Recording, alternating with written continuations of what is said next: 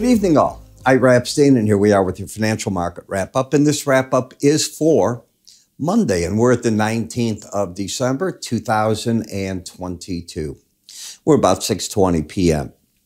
We're getting ready in the Chicago area for a major winter storm. When they say major, and if they're talking Chicago, they're talking 12 to 18 inches of snow. They're talking canceled plane flights. The airlines have all grouped together already. They're waiving charges. This storm's not only Chicago, it's moving across a big swath of the country. Super cold weathers, big amounts of snow and wind. So travel's going to get to be disastrous.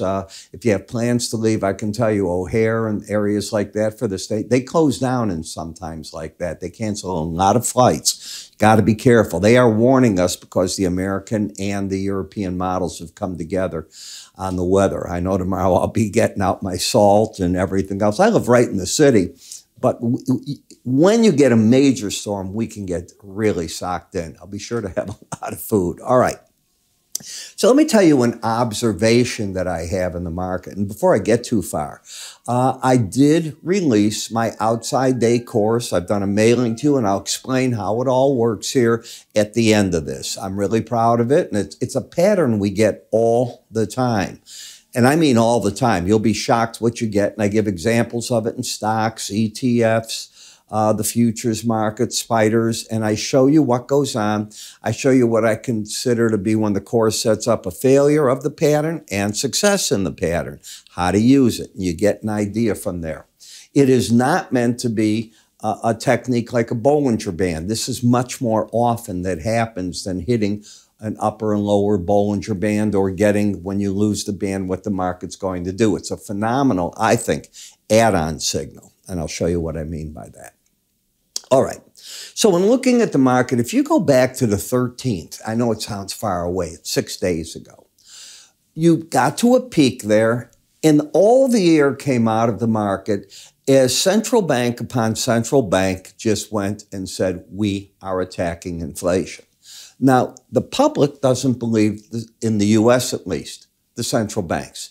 They still, if you go to the Fed watch page, are betting aggressively that there'll be a blinking, the economy will get too weak, that in order to really stop inflation, what has to happen is unemployment has to get worse than the Fed is shooting. That'll create issues. What do I mean by that? Well, if you read reports, people say that the history of it is once you start really hurting and creating more unemployment, you can't just hit a button, stop that, we'll go back to this. It takes on its own life. Some people, instead of the Fed think it'll get a 4.5%, 4.7%, it could go to 5.5% before it's all done. That'll slow the economy down, but how much of a recession would it put you in? And the people that trade are saying, Fed would never be able to handle the pressure of that. They'd have to revert, and that's what will happen in 2023. Ira says, I have no way of knowing. Nobody knows. These people that come out with these January predictions for the year, they're inevitably wrong. I gave up writing on them years ago. And the reason is I have trouble for tomorrow, let alone you're going to say, well, it's easier, Ira, to look down the road. Is it? Is it? I can crack up laughing with all the pundits that, is it? It isn't. It is a difficult game. Keep your eye on it. My advice is you take the market a day or a week at a time, not much more than that. And you pay attention, you manage what's going on. And that's the situation we have. Now, when I look at the S&P, we have fallen back into the 18-week moving average of closes. You know, if I step back here, and I do want to, we go back to this week, ended the 9th. Then we had this week, right here, that's when we had the Fed and the other central bankers come on. So now what we've got is the market is now getting a little bit of additional selling. It's down 0.5 percentage point more than it was last week, but the bias is down. This was your peak, the euphoria going into the Fed meeting and the other bank meetings, and the market just fell apart. You went from roughly the 4180 level all the way back down 300 points. It's a heck of a break that the market's had. Do I think we're going back down here at this point in time? No.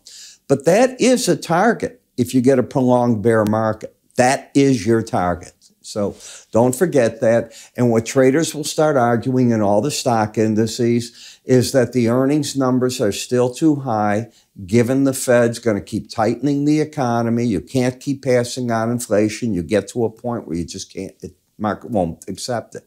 People won't buy it. And when that happens, they turn to alternatives, and the companies that make this up start collapsing in on their price. That is what goes on. When you take a look at where you're at in the swing line, a higher high, lower low, the market is not tradable in that pattern. You may not want to hear that. I'm sorry. I get paid by my subscribers to put out trade recommendations, but I also get paid by them to do what I think is right. And I haven't put out a trade recommendation in this stuff now a couple of weeks. And I'll stay this way until I see them. I don't want the perfect trade. I'll never find it. But this is not a setup that you can live within. First of all, you get very wrong very fast, number one. Number two, you'd hit the Bollinger Band top, and 3 days later, 2 days later, the Bollinger Band bottom. Now, what the market's job is to either ride the band down and or move to the right-hand side of it and decide, is it going to embed, stay oversold, or give you a reversal from here? If it gets a reversal, a logical target is back up here. But don't go bottom picking. That's not what this is about. Next argument, are we going to have a Santa rally?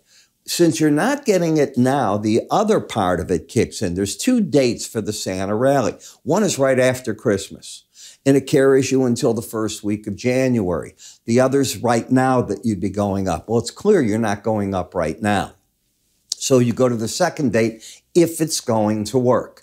And it generally comes from working off of a break in the market, not a rally. So a rally doesn't then say, oh, well, let's accelerate more. It comes from this type of pattern. Does that mean I'm automatically bullish, or my horns, and I do have horns, my horns are out and I am looking for that buy? No, not at all. I treat it as a normal event. If it happens, fine. I've thought it would happen for months on end since September, October. We'll see if I'm going to be right. But again, I do not think you'll go up to the highs you just made. I think you can come off the lows in a neat fashion, and that's about all that I can say about it. When we look at the micro mini NASDAQ, oversold, had a couple of days under the lower Bollinger Band, trying to move to the right-hand side now. In the Dow, I seriously doubt you'll be able to get and stay under the 100-day average as we come into the end of the year. I think that you're getting to a point where that's going to get interesting. But again, you got up on the 13th, all the way to the Bollinger Band, and bang, in 48 hours, bank upon bank upon bank, saying, no, we are more aggressive than you think, public. We're going to fight the inflation scenario. We have to get higher unemployment, almost to a bank. That's the scenario. The Russell, as I've said, I think is the weakest of the indices. It is the one on the verge of embedding. Now, to embed, you can't count today because we don't know where today's going to finish, but we can count Monday. Both numbers were under 20. Both were under 20 on Friday. And what about Thursday? You need to get through tomorrow. So the odds favor, because markets typically don't embed, the odds favor this market's going to try, I use the word try, to give you a rally where it prevents it. Can it do it? Your guess is as good as the next guy on the street. I certainly am not bullish on the market. I'm in the bear. You've heard me say that. And you just had another bearish event. Are you noticing that the 18-day average just got under the 100? So you've got a very bearish chart. Why am I saying very? Because now you have the shortest term average, the 18, under the 100, the 100's under the 200. You've got the whole thing lined up in a major bear pattern. You haven't done this in a long time. These averages were all over the board. They just lined up in this bearish area. So I think the pros are waiting to hit the market, sell it, if it can get back into there. I'm not saying it will or won't. It's going to take time to figure that one out, but that's where you're at this point. When we get to the VIX has been coming down. Now, if the VIX gets bearish and closes under 2107, that could be, to me, in fact, it would be one of the signals I'd look for. The market's leading the stock market. The lower you drop here, the stronger you get in the stock market. But in the meantime, while the trend is down, you're into major support at the 18-day average. You've got to get that next level to kick in. Hasn't done it yet. In the T-bond market, you have now sold off into the combination of the 100-day average and the 18. Now, today, for me, this was an exciting day in the sense that the market finally got back to the 18-day average. This was one of these plays where when you lost the original embedded reading, you went up, made a higher high than it. Doesn't happen often. Normally, you get the market going the other way for you, and you get a cleaner play. The 10-year note, same thing. You're back to neutral. But all of these charts, if you close under these 18-day average here and here, what happens? You then have, especially in the 10-year notes, lower highs, lower lows. You open the door up for this 112 area. In the dollar index, we're at a key number. We've been oversold. We've hit our downside targets. We had today, what kind of day? Well, let's step and take a look at yesterday's range. That's going to be right here. The range was 104.48 to 103.82. Now we get an outside day to the upside. Couple of things. If you take this low out in the next 48 hours, then I think you can make a run to 103.16. If it holds, the odds are now you're going to go back to the 104.80 area, about 50 higher. You're in the game plan. I'm not going to explain how the outside days work here. I explain them in my charting course, but there's one of them that you can see. If I started going on these charts, how many outside days you have, I just can point them one after the other. Outside day down, outside day up, and they're classic the way that I teach it. And you get a feel for what is going on. So in looking at it, higher lows, higher highs, still bullish. You were embedded. You lost a reading. When you lose an embedded reading, until you go back up for that high, you normally make a run to the closest main moving average. In this case, it's the 18-day. So I still have that as a downside target. You know, I've got this wrong here. This is the eurocurrency right there. That's euro. Let me get back here. I think I've got a wrong label. That's not the British pound. That's the euro. This is the British pound. It's back to the 18-day average in that. I'm sorry. We changed everything today. I must have made a mistake. We left the Decembers and moved into all the Marches because everything expired. It was actually last week, and now that's where we're at. I get much more bearish the British pound if you take out yesterday's low, which is today's low. Remember, the market's already open for Tuesday's session. If that's taken out, especially if 121.50 is taken out and your low's 121.69, that opens the door up for down here. Do I like the dollar risk of the trade? I don't. To go short at 121.49, you have to have a stop at 122.73 over that high. I got to find a better way in. But now the battle is, can the market survive the 200-day average in gray and the 18? This is your big battle. This market's very interesting right here. First one of real interest.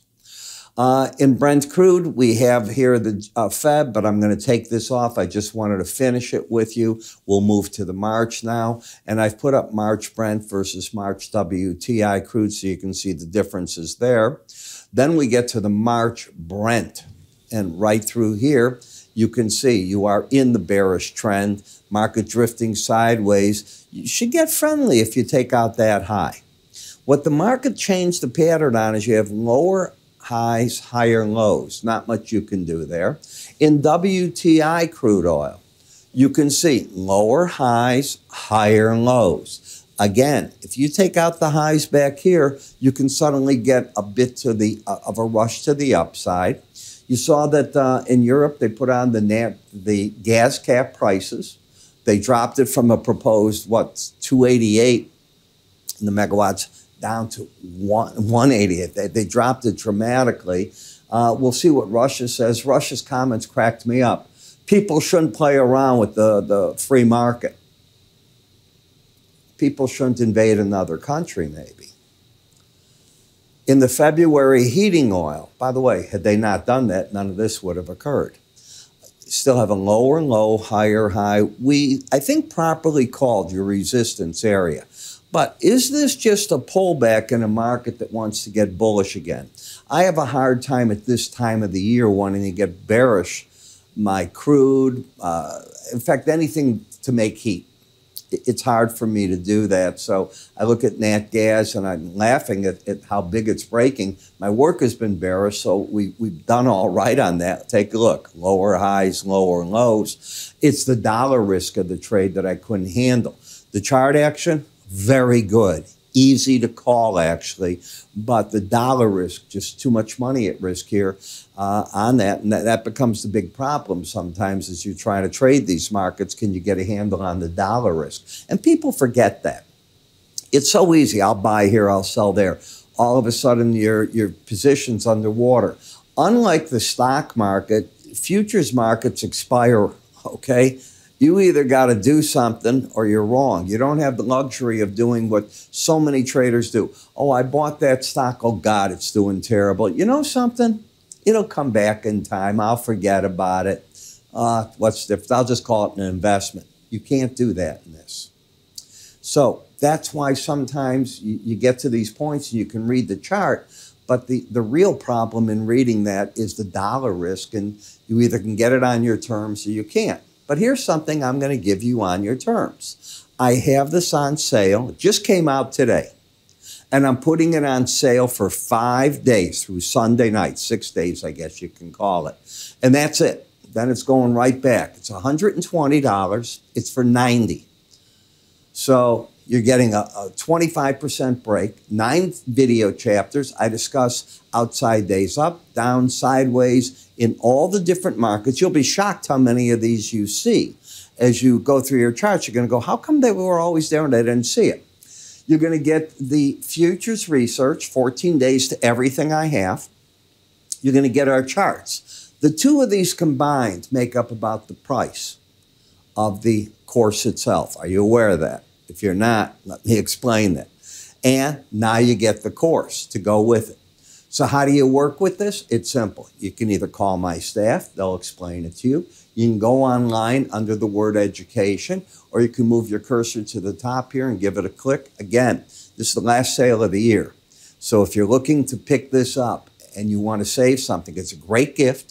We will give it to whoever you want. It doesn't start the day you buy it. You're sent notice by us after you buy it. When do you want to activate it? Pick it at your time. You may not want to do it right now until the first of the year. We'll work with you 50 ways that you want, all right?